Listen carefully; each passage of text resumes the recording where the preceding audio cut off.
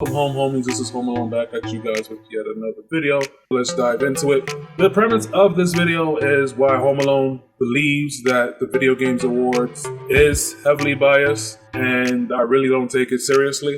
I don't take any award show seriously, but there were some games and things that were mentioned throughout the course of like the ending of 2021 up into this year, and I wanted to check things out. Plus, the Video Games Awards was pretty lengthy, and I didn't have time to sit and watch everything. And I did hear about the Sonic trailer, which was the latest video I remember doing like this, the Sonic trailer, and I wanted to see more what they had.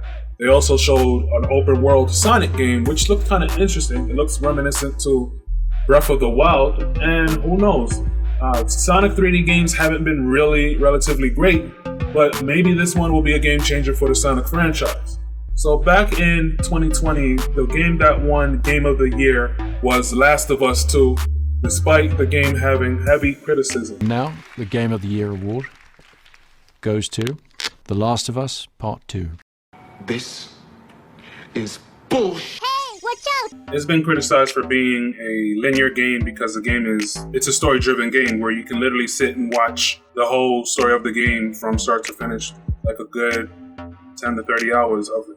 And you can see everything about the game. But a lot of people have said that the people that criticized it are people who are against the game's possible virtual signal. And in my honest opinion, the reason why Game Awards gave this game multiple awards is to the fact to go against those that disagree with the direction of the game and what they did to their beloved characters. It was very surprising how this game was not only nominated, but won Game of the Year over a game like Animal Crossing New Horizon, because Animal Crossing New Horizon was the game that literally saved people from depression when, as we know, the current world situation happened with the current C virus.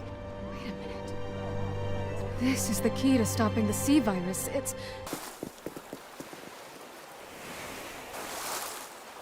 When the C virus happened and a lot of people were stuck at home and there wasn't much that anybody could do, this game was a lot of people's escape and it helped people out of depression. So then to see Last of Us 2 get so much awards just for the mere fact of its criticism, despite the concerns of gaming fans and what they wanted in terms of the direction of the game, I said, yeah, this thing is completely biased. It seems like they want to cater to a particular type of virtual signal, and I don't think that's cool for them to do that, when, real game fans had legit concerns and complaints about the product because people literally waited 7 years.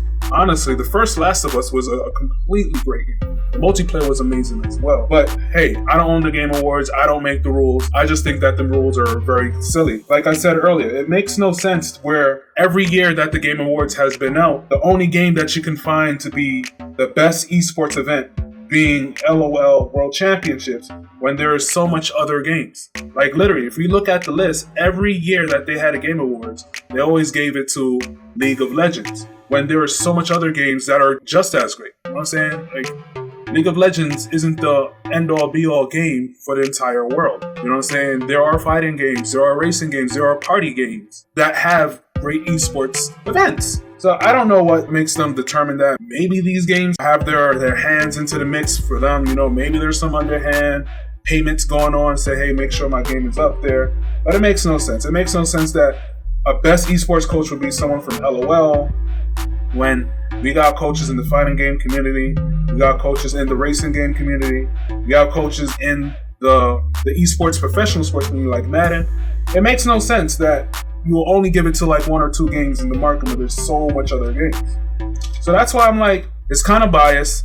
You look at the nominees, especially for the 2021 nominees, and it's usually the same 5 games. We've seen Deathloop, we've seen Ratchet and Clank, we've seen Returnal, Resident Evil, or Psychonauts. It's normally the same 5 games and they cycle in and out. I don't know how these guys determine what makes these Game of the Year. And I said, nah, something's not right here. If you see a popular title like Halo that pops up, you already know for sure they're going to give it. It's for the mere fact that the game already has some clout, and it's not because it's a good game itself.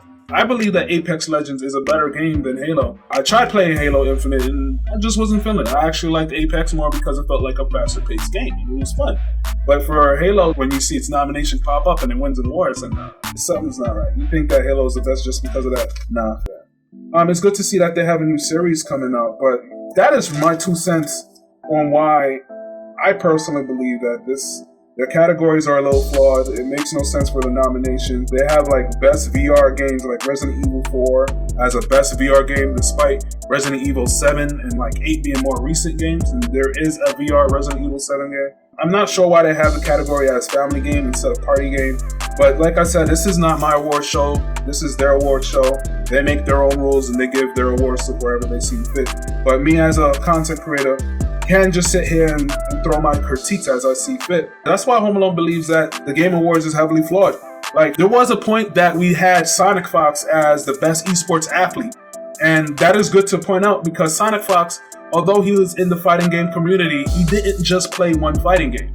Sonic Fox was a monster in multiple fighting games. So for one time that he actually made it and won the award, I said, yeah, that was well deserved. You actually see someone that's out there that's not just a single LOL or real-time strategy player or some Call of Duty player. I'm like, yo, like, mix it up. There's more people out there. Just, if you guys investigated more into your own communities, or I should say into the genre, if you guys investigated more into its own category of esports, you'll find out that there's talented players along the road. You know what I'm saying? There's not even a speedrun. I'm surprised that there's not even a speedrun category, because there's a lot of players that dedicate a lot of time to hold world records, to holding speedruns. You know what I'm saying? We can look at the speedrun for The Legend of Zelda Breath of the Wild. There's crazy speedruns for that. Metroid Dread has speedruns for that.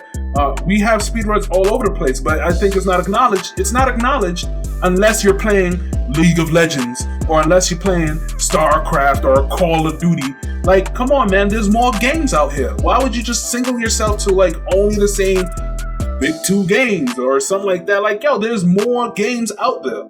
You feel what I'm saying? So I believe that they probably shied away from the fighting game community but I guess after Sonic Fox's speech from the 2018 Game Awards, I guess they started to shy away from that because instead of being professional about it, I guess they didn't like the fact that he was a little bit too open about how he feels on his comments. If you know, you know.